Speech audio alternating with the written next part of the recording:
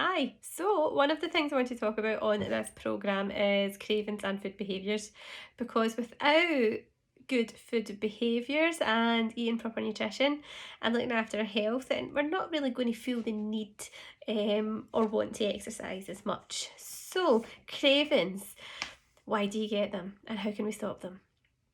Okay, the first reason usually for having cravings is a lack of sleep. Okay, so if you don't have enough sleep, the chances are you're going to be craving sugary, junk, processed food, quick fixes to make up for a lack of physical and mental energy. Okay, so if you feel particularly tired, the first thing you're going to do is reach for a biscuit, chocolate bar, or are you going to be really good and reach for the apple?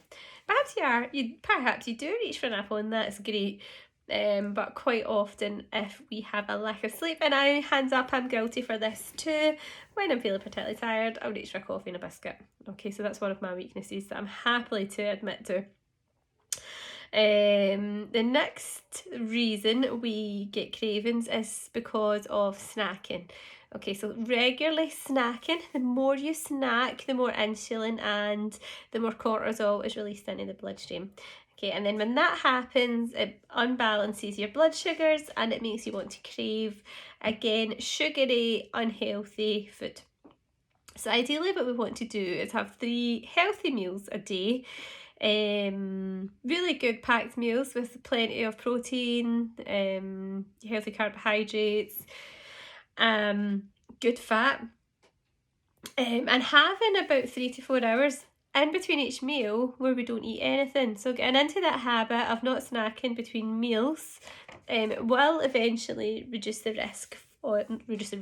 Yeah, I suppose it is a risk. But will reduce the need to want to snack. And again, like I just said, a balanced diet. So making sure every meal has got protein in it. It's got all those macros. You've got vegetables. You've got nice fibrous vegetables, which are excellent for your gut health. And when your gut health is functioning well, it'll help your mental health and reduce those sweet cravings.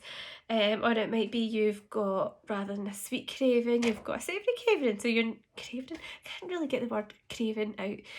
Maybe you want to reach for a packet of crisps instead. Okay, so making sure you've got a good balanced diet, 3 to 4 hours between each meal, and leaving 3 to 4 hours before you go to sleep at night as well. Next one is alcohol.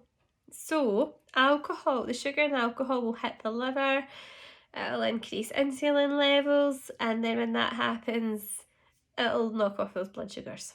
Okay, and it might not be right away, it might be 48 hours, or it could be up to a week later. Okay, so alcohol, even 1-2 glasses of wine, your gin and tonic, whatever, will increase those cravings.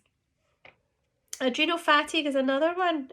So caffeine, stress, a lack of sleep, it all has an effect on the adrenal system, and your adrenal glands is where the hormones are produced, and then what happens is again blood sugars are all knocked off. You crave all the foods that we know we should avoid. So I'll sum up. Main reasons for cravings is 1, poor sleep, 2, snacking, 3, not having a balanced diet, alcohol, and adrenal fatigue. Okay, so these are all the things we want to try and improve on. So we want to improve our sleep, we want to reduce our snacking, we want to have a balanced diet, reducing or stopping alcohol, reducing or stopping caffeine as much as we can, and managing stress. All these things will help avoid cravings and snacking. Okay, the next thing I want to touch on, food behaviours. Okay, so think about your food behaviours. Are you in the habit of eating in a car, eating on the go, watching the news, eating your dinner later on at night once everyone else is fed, or sitting looking at your phone? Okay, do you recognise any of those? Okay, so what we want to do, wipe a clean slate, start again and start to create healthy food behaviours. This is a really important point. So sit down, concentrate on your meal, eat it slowly, enjoy who you're eating your meal with. Enjoy the taste, the textures, and you'll probably notice that you don't actually eat as much when you do this. So concentrating on your meals and taking the time to eat your meals is essential for your health and well-being. Okay, next thing for food behaviours I wanted to touch on is, what do you do when you get home? So if you've been out shopping, you've been out in the garden, you've perhaps been out at work, what's the first thing you do when you get home at night? Do you open the fridge? Have a think about it. Do you put the kettle on and make a coffee? Which I know I can. Again, it's another thing I will put my hands up to. I will put the kettle on and pour a coffee.